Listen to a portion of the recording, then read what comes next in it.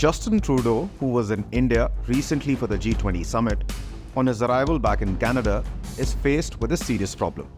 Canada's housing shortage has gotten much worse over the past few months. But instead of trying to address the root cause of the problem, Trudeau government is looking for band-aid solutions. One such measure being considered by the Canadian government is to put a cap on student visas, and this could have a serious impact on the prospects of Indian students looking to move to Canada for higher studies. However, as you might know, Trudeau is pro-immigration, but under heavy fire from the Canadian opposition for failing to deal with the housing shortage, Trudeau might just buckle under the pressure.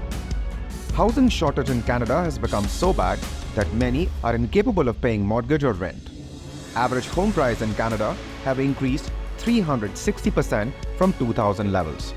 And the problem is worse in larger cities like Toronto and Vancouver.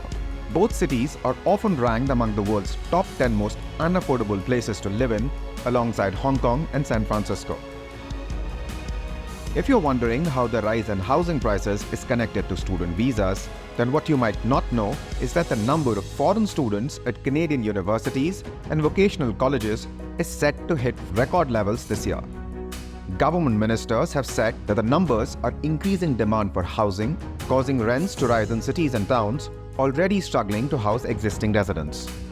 But to attribute the problem in its entirety to foreign students is plain wrong, because they add massive value to the Canadian economy through fees, rent, and other spendings during their stay. And rising rents and shortage of houses has been a long-standing problem for Canada, one that politicians have often promised to fix over the last decade. According to the country's National Housing Agency, Canada needs to build at least 5.8 million homes by 2030 to ensure enough houses for residents and immigrants. And Canada needs to do this fast. According to reports, if Canada fails to achieve these numbers by 2030, things could get far worse.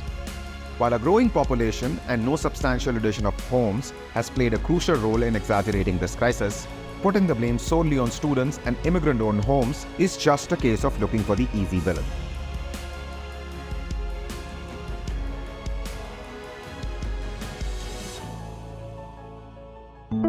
Should I stock up on some global brands? Diversify investments with global stocks. Invest. Diversification is interesting. Should I invest in global markets? You only progress when you ask better questions. Mint. Think ahead, think growth.